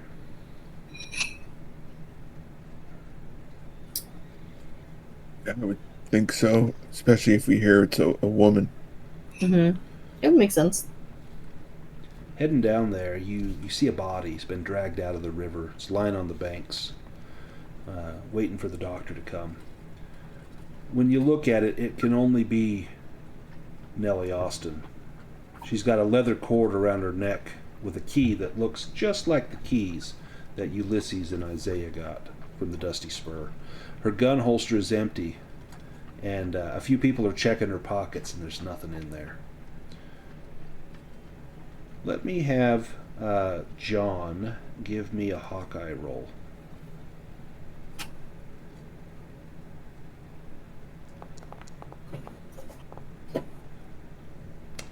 Do you push I think that? I'll push that. Yeah. Now, do you want to buy off that trouble, or do you want to take the trouble? That's a Well, success. let's take the trouble. Okay. So click on Roll Trouble, and then do the Mental Social. Troubles are mounting. So so here's what happens. As you get over there, maybe you get a little close, and someone thinks you're getting a little too close, and you're gawking. And one of the women in town, kind of an older woman, comes up and says, "Son, you pay her some respect," and she gives you a little slap across the cheek. And as that happens, you hear a chuckle from off to the side of the crowd, and you look over, and there's that fella that pushed past you in the bordello. And he looks at you and gives you a little nod, a little tip of his cap, and then you see him dust off his hands, and he walks back towards town. I point this out to my compatriots. Let's follow him. Yeah. Mm-hmm. Yeah. You get back towards. I'm sorry. Oh, sorry. Go ahead. John apologizes to the elderly woman for being disrespectful. She says, "Well, son, just a woman in this state. She don't need people gawking. She needs a doctor. I'm sorry if I got a little heated there, but her clothes are wet." No, my mama raised me better than that. You did what was right. Well, thank you, son. There's hope for you yet. Now, I'm going to take us to a dusty street. Oh, perfect place to shoot someone. All right. Yep. That's where we're headed. All right. So we've got the 5 of us here in the street.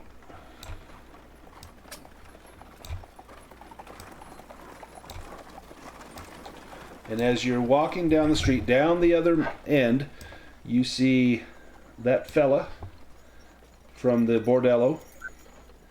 Isaiah, you see that man that you recognize as Harrison Smith that was at the Patterson camp. And you see another fella with the red scarf, Sonny Baker. And the 3 of them are standing kind of side by side. Harrison Smith is standing back a little bit as the 5 of you walk down the road. And people around start to look and instantly realize what's about to go down, and they bolt into buildings. And pretty quick, this road is all but deserted. And there's a little bit of dust that gets kicked up in the soft wind, and you're probably maybe 30 feet away from each other, and the man in the middle holds up his hand and says, "I want you to know it wasn't personal. We worked for the same boss. I was sent here to make sure that the job got done. The job's done. We're taking the gold. Now you best get. You ain't getting your $50.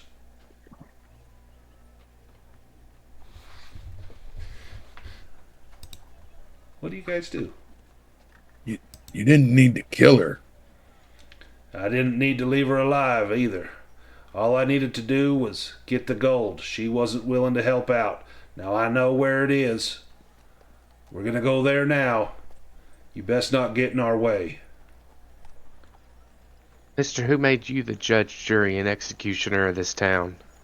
Hunter Patterson did. Hunter Patterson. Patterson's camp's 2 days' ride from here. You murdered that woman. In cold blood, I reckon. So what if I did? My hand goes over my pistol. All right. I'm going to take us into initiative. You're the So, judge of you. let me shuffle the deck. If you want to go to the 2 crossed swords, go ahead and click on the hand of cards and draw an initiative card. Yeehaw. And I will draw for the bad guys. Oh, perfect. John, you go first. So here's what happens. So we're going to do a duel, because I think that's where this is headed. So there are specific rules for a duel in this game. So I've got it in the journals. It's in the fists up, guns out. If you click on that, there is in under firearms there is duels.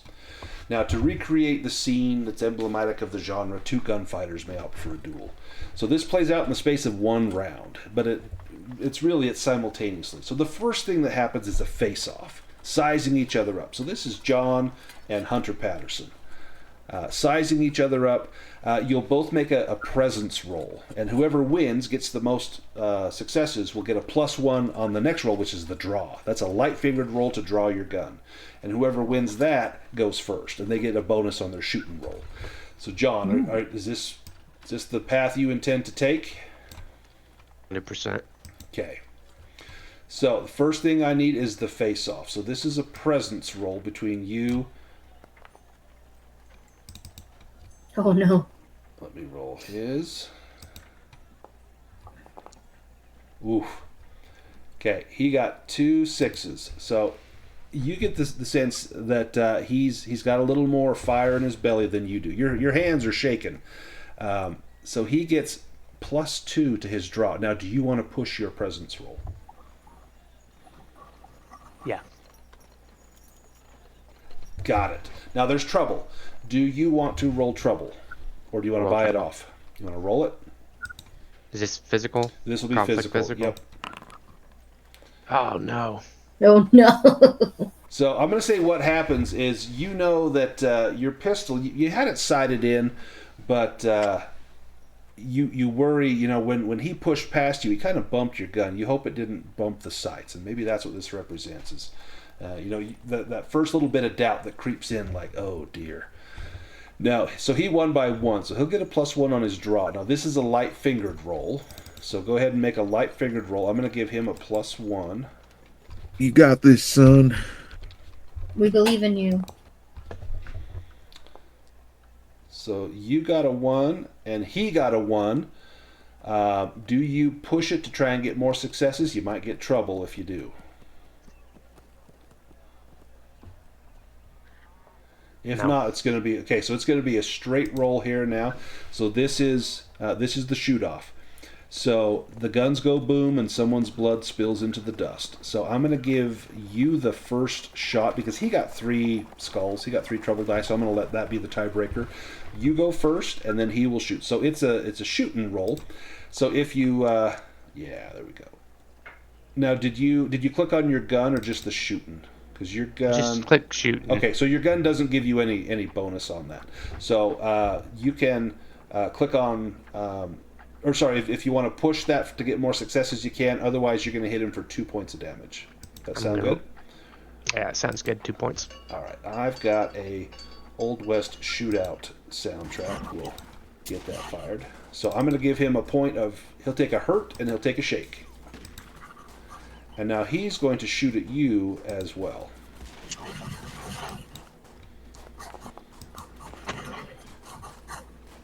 Alright, and he hits.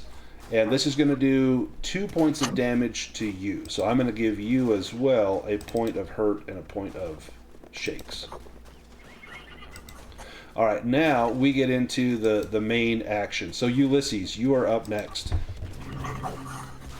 as soon as I see guns starting to be drawn, I'm going to dash off to the side and find either some crates, maybe a water trough, something I can hide behind and prop my rifle up on. So that'll be your fast action, is to move, to run and get a little cover. You can, if you don't move, you can use your fast action to aim, and you get a bonus die for that. But in this case, cover might be better. No need to stand your ground once the guns have started going off. So your fast action is to get a little cover. I'll say you do find maybe a barrel, rain barrel, give you a little bit of protection, and now you can take a shot if you like. Who are you shooting at? At this fella right here. I will aim at Sonny Baker, but I'm going to use this round to aim my shot so that I get the bonus if I can. Okay, yep, so you're using your slow action to aim? Yes, if that's Yep, all right. So then next round you'll get a bonus. And then you can also use your fast action next round to aim again, and it'll be a cumulative. The most you can get is +3 on that. So Anders will go. And I'm going to roll a die to see who he goes for. So I'm going to say we're going to go left to right from Isaiah over to Ulysses. So let's roll a d5 to see who he shoots.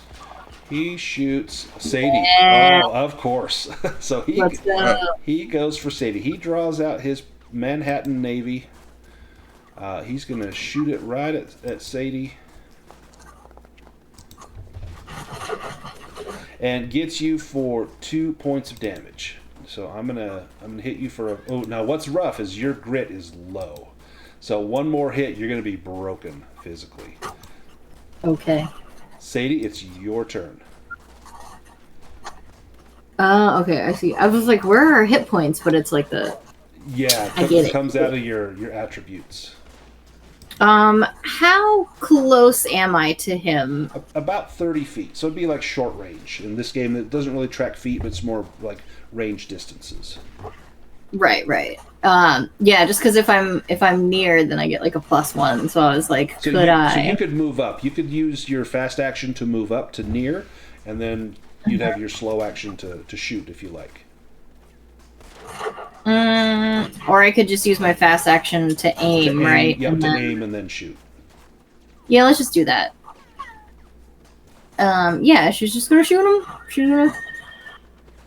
Do I need to target him, or No, do I just? No, don't need to target. Just click on your gun, and it will Yes. ask you for modifiers. And if you're aiming, you'll click on the aim, and then go ahead and roll. Aim that. shot. You can select near as well. But Oh. Do you push that? Yeah. Should I add another one if I'm adding near to it too? Yeah. So I'll actually. So before you push, just roll a 6-sided die. Do /R space 1d6 in case you get a 6. See? Oh, close. Oh, come on. Okay, yeah. So push. And then so you got 1, but roll the 6-sided die again. You might get another Oh one. yeah. No. So it's 1 hit. That's going to do 3 damage. Now, you do have trouble. You can buy off one of those, or you can take both trouble. No, I'll take the trouble. Okay. If you want to do it, click roll trouble, and then do conflict or physical.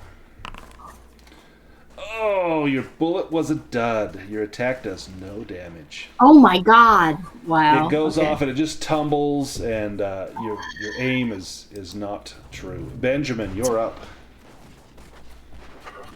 I have a rifle too, so I'm gonna try to go get some cover behind a box or a barrel or something, Yeah. so I can So I'll prop the rifle up against it too. I'll put Ulysses and Benjamin over here, and you guys have cover behind a couple of rain barrels there. And then I can still take a shot, right? Yep. You won't be able to Okay. aim to get a bonus, but you can take a regular shot. Right. So I'm gonna shoot Okay. at Anderson Okay. or Anders, Anders Sanderson. because this guy's just a creep. Yep, you got a history with that guy. Yeah. So that's I just roll on the weapon, right? Yeah, just click on the weapon. Okay. And so is it short range, normal shot? It'll be short range. Yep. Yeah. Target size, daylight. Okay. Nice. That's a hit for 2 damage. Now, you could push it to try and get more successes, but you might get trouble. I don't want to risk it. Okay, he takes 2 damage, so 1 to Hurts and 1 to Quick. Okay. And Harrison Smith. He is going to fire at John.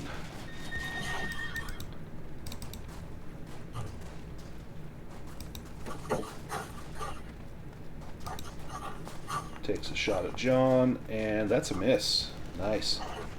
Shot goes wide. Sonny is up. I'm going to roll to see who Sonny shoots at. He shoots at John. This Colt Peacemaker. Ooh, and that's a hit. John takes 3 damage. Someone shot a horse, I think. Oh no.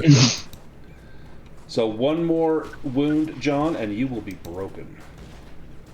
Isaiah Tolliver.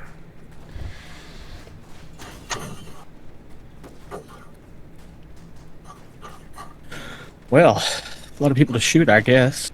Shoot them all.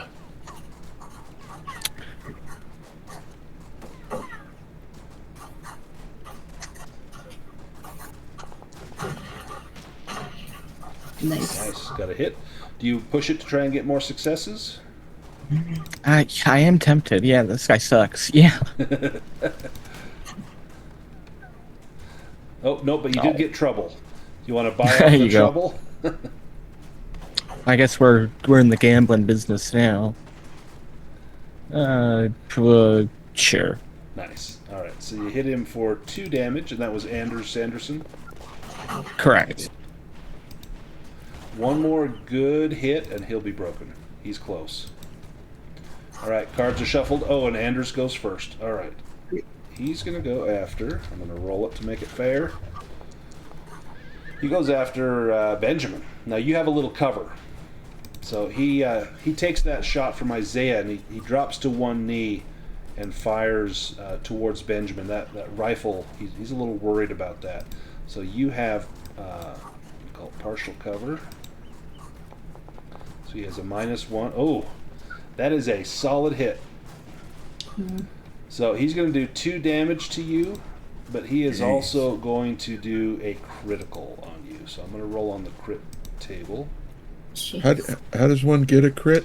So he got 2 successes, and with his Manhattan Navy, so it says success, then damage 2 points, and then crit is 1. So you can spend 1 extra 6 to cause a critical. So if you click on stunts, it's the bottom one. At the cost of extra successes equal to your weapon's quit rating, you can inflict a critical injury.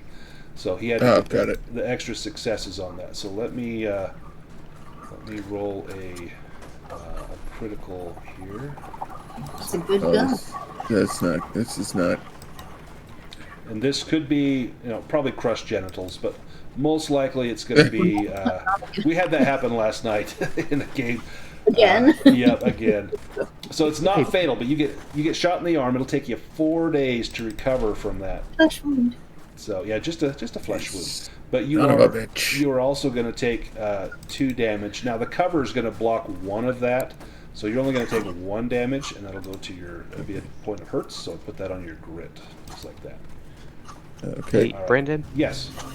John has the lightning fast talent, which should allow me to draw 2 initiative cards and discard 1 and choose the other. Oh yeah. I think I only got to do 1. So if it's possible, I'd like to see if we could bump my initiative up. Yeah. Let me draw another card for you. So it drew 6 or 8. So 6 will be the closest. Now, Okay.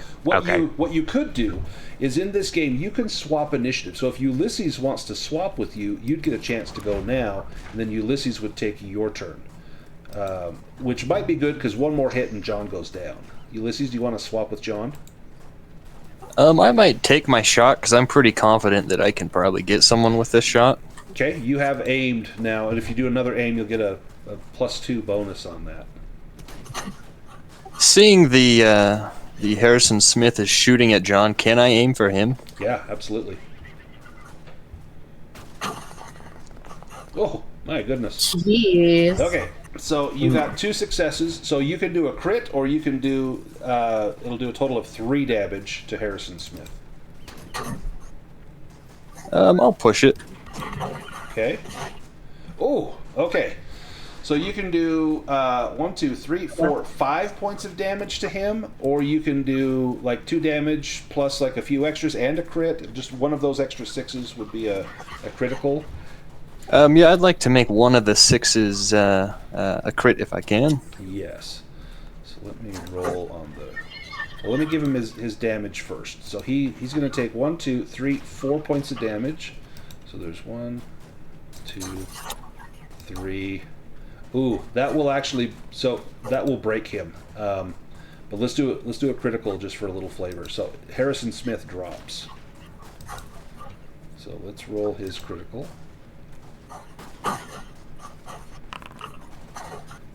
And we get excellent. So that is gut shot. That is fatal in 2 turns. If he does not get Doctrine in 2 turns, he will die. If he does, it's still going to take him 18 days. So he's not going to get Doctrine. He's going to bleed out here. So Harrison Smith, he drops.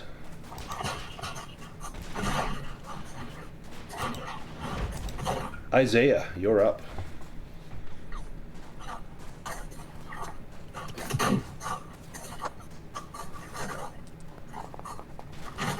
Nice. That's a hit, so that'll do 2 damage. Is that to Anders? Correct, yeah. 1 more hit and he will be broken. John Barkley. John's gonna need to take cover and assess his wounds, see how badly he's bleeding. So he's gonna run off to the left so and try to hide. You can move over here, get a little cover. Now you can still take a shot. You could also try a Doctrine roll on yourself to try and recover some of that damage. And if you succeed, you recover a point for every success that you get. I think now that he's behind the cover, he feels more comfortable shooting. Okay. So I'm gonna shoot. Since Anders is the closest, I'm gonna shoot at him. Perfect. Yeah.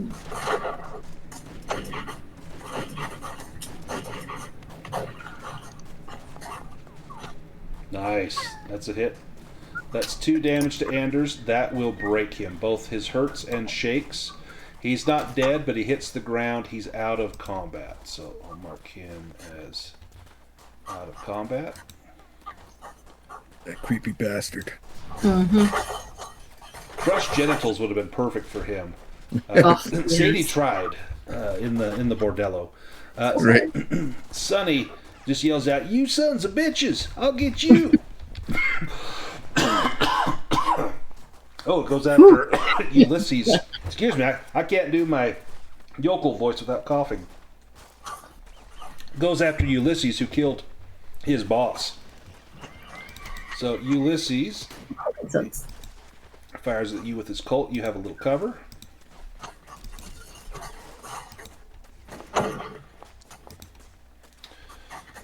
That is a hit. You'll take 2 damage. Your cover protects you from a little bit. You'll take a point of hurts and a point of shakes.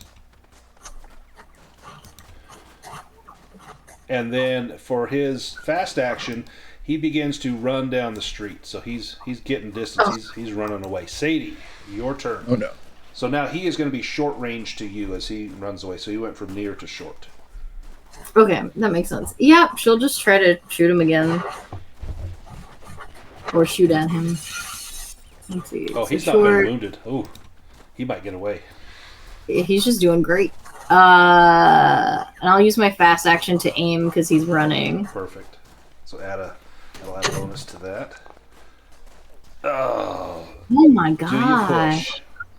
It really does not want her to like shoot anyone. Yeah, we'll push it. Why not? Oh, okay. So you hit. So you got 2 6s. So your shotgun does 3 damage. So with the extra 6, you need to get 3 extra successes to do a critical. But you can do an extra point of damage, so it'll do 4 damage to him. Yeah, that's great. That is really good. So 1, 2, 3, 4. Good. And Benjamin Starr. Okay, I'm lining up the shot. I'm gonna aim. How exactly do we aim? So it just takes a fast action to aim, and then when you click on your Winchester, it has modifier dice, and you can select add a 1 to that for aiming. Okay.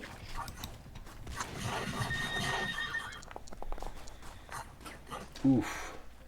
Do you push? Yeah. Okay, there's a success. Oh, and there's double trouble.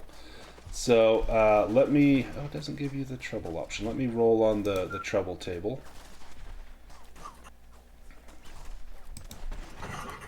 Let's see, that's not the right one.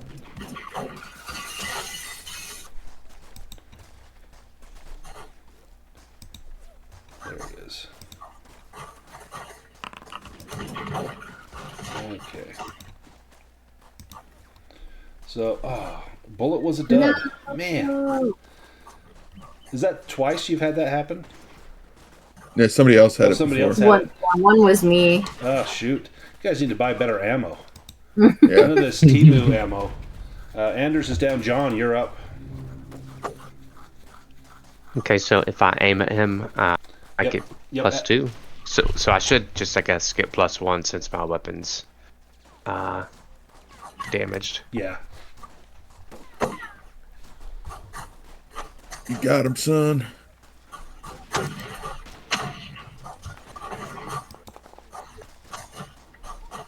It's a hit. Yes. That is a hit. Do you push to try to get more successes? No, I don't think so. Okay. He is not broken, but one more hit will break him. Ulysses.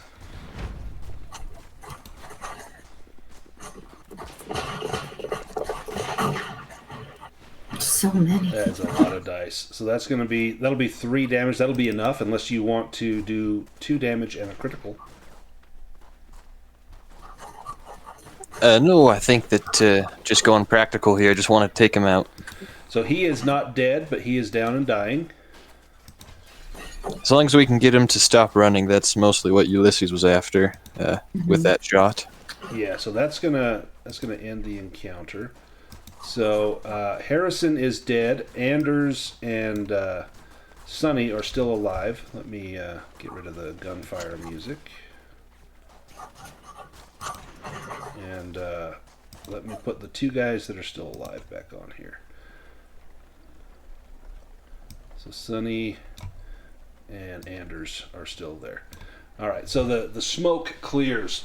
Townspeople come out and look. One man is dead on the ground, dead of a gut shot. The other 2 are down, crying for mercy. Leave it, we were just doing what we were told. We were hired guns. Enough, enough. And they throw their guns on the ground and hold up their hands. Hands shaking, blood streaming down Sonny Baker's left hand.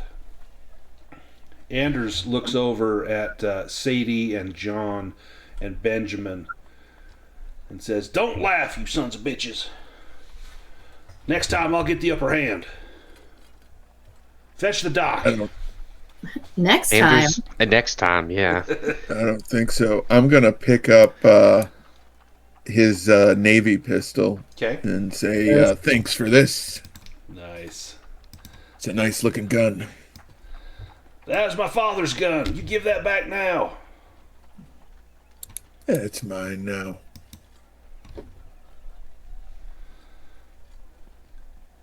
Well, I think that we ought to fetch the sheriff. I think that we were simply defending ourselves and they shot at us, and I think that we ought to head down to the sheriff's office. You'd like to hear about this. Now, Laura Jeffries was out there. She was nearby. She comes out to Sadie. "Are you okay? You okay? I seen what happened. I'll tell the sheriff everything." And when the sheriff arrives, he's more than eager to hear your side of the story. And he looks specifically at Ulysses and says, "I told you I don't want no gunplay in this town." I heard you well, Sheriff. They attacked John over here, shot at him right in the street, simply having a civil conversation, and that the big one in the middle there, the one that is now dead, he shot at John, and we merely defended ourselves. Didn't mean to for it to go so far. Well, True, Sheriff. if this don't They beat also- all, They murdered Nellie. do you have proof of that? Oh, I'm sure Swear they'll on- talk. The two guys look at the sheriff and say, "Sheriff, it was him. He told. Look, he's got her gun in his pocket." And he goes and opens up Harrison's pocket while he's still, gasping his last breath, and pulls out a pistol that he says, "Yeah, this is Nellie's. I recognize this piece." Well, all right. Best get you all patched up. I'll go get the doc. Go have a seat over there. Keep your guns down. No more gunfire. And as the scene changes, we're going to go to kind of the end scene. As you're all patched up from the dock, and Cherry and her son Thomas are over talking to you, and she's got a basket, like a picnic basket. She comes over to give her thanks, and she opens up the basket, and you see this pouch, and there's the glitter of gold in this pouch. And she looks at Sadie and Benjamin and says, "This is my ticket to California, but I understand if you need to get this back. You tell me what to do, and I'll do it. Do you take the gold, or what do you do with it?" I think Sadie will turn to Benjamin and go, I mean, I don't see anything in that basket, do you? A basket. Exactly. John, you're nearby. What do you say? What do you think? He realizes, that the $50 that Patterson promised him probably came from the blood and toil of innocent people, and given Cherry and her nephew or her son a better life is probably worth more than what John would get paid. So he's fine with looking the other way and going back to Patterson empty-handed. Ulysses, what about you? Well, I'm not sure I can let this slide, but Isaiah found about 6 silver coins over in the inn. I'm sure that Nellie would have wanted to leave that to you. You give her the 6 coins? Well, I don't think I have them on me, Oh, yeah, but I think Isaiah tell her did. that. Well, yeah, Isaiah's right there, and he would proffer it, obviously. She says, "Well, But I was hired to do a job, and I'm not sure I can let this pass. well, What are you trying to say, Ulysses? Get the music going again. yep. I've already had a job pass me by, and I simply can't let too many more slip by. I do hate to see good folks suffer, but I'm afraid I can't let you leave with those stolen goods. But I do wish you the best." Well, strange things do happen on the road. She said, Perhaps bandits found us in the night and took the gold. "Give me an insight roll, Ulysses."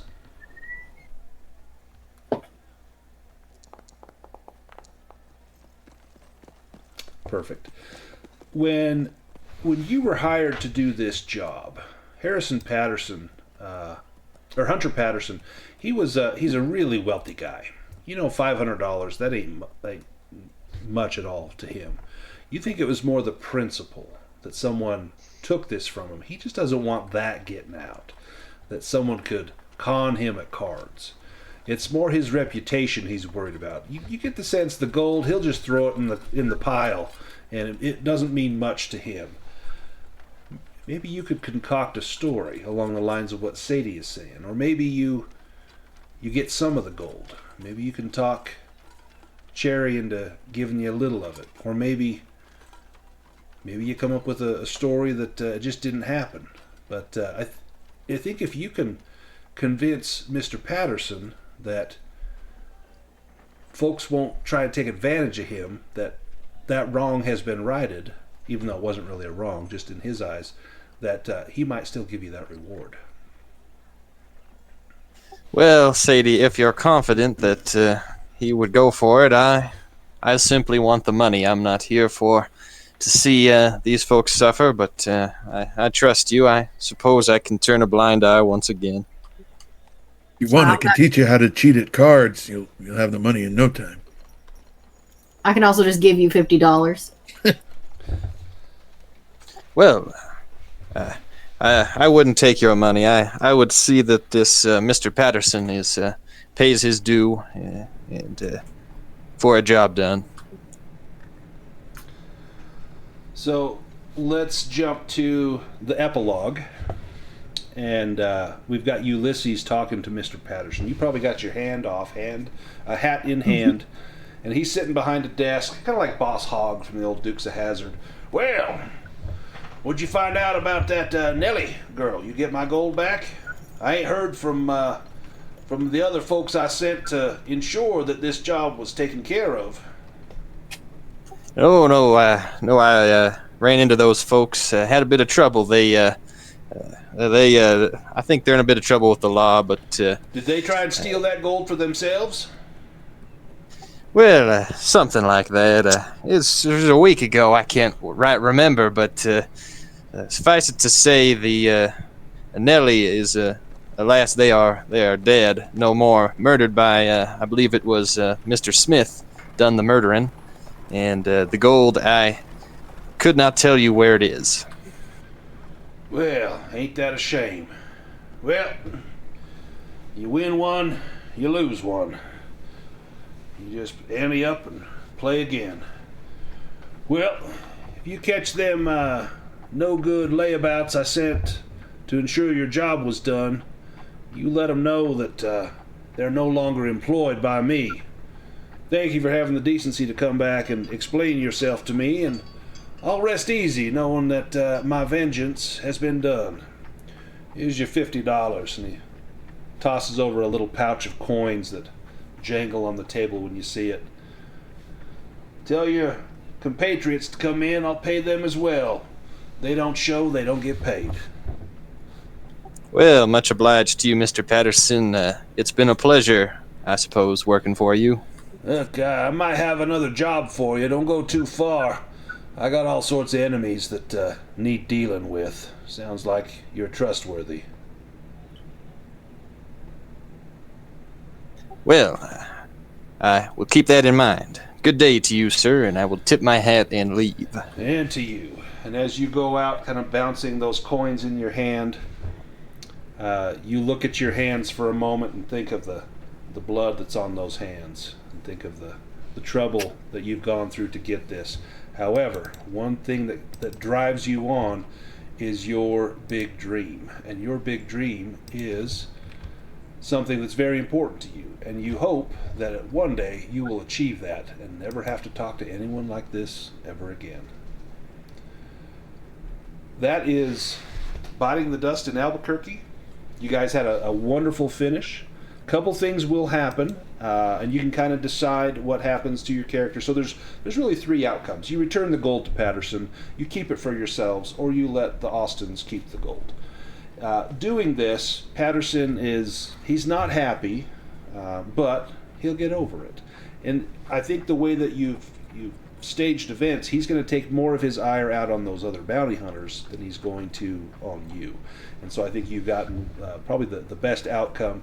You helped Cherry, but you also deflected his anger off of you for essentially giving up his gold. So in this game, there's a questionnaire is how you do experience points. It's not through, you don't level up. You gain XP by playing, and then you can spend those points to increase your skills or gain talents. So I'm going to read the questionnaire. For every one that you answer yes to, you get 1 experience point. The first one is, did you participate in the game session? Everybody gets at least 1. The second one is, did you risk or sacrifice something significant to help you realize your big dream? And then, did you risk or sacrifice something significant for any other character? And then, did you perform an extraordinary action of some kind? And did you act in accordance with your faith?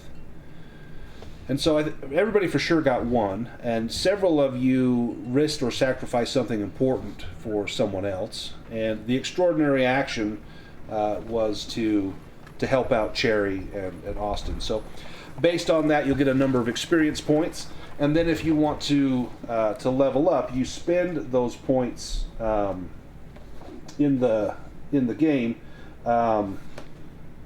You spend to increase an ability. So not your attributes. Your attributes like your grit and your quick, they never go up. But your abilities like your skills, it costs 5 XP to gain to go up one level. And then, or to go from like even 0 to level 1 costs 5 XP. A talent costs 4 XP to learn it at the basic rank, and if you want to learn the advanced rank, it's 6 XP. And then after any session, you can change your big dream and replace it with a new one. But that's Tales of the Old West. So first time for more than half of you. What did you guys think? Did you have fun with the Western themed game? Yeah, I loved it. It's super fun. I love the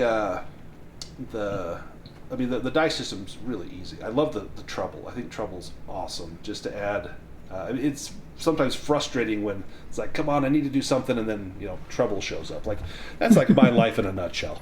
But I love just how quick it is to get, and seeing all the dice roll across the screen is just it's amazing.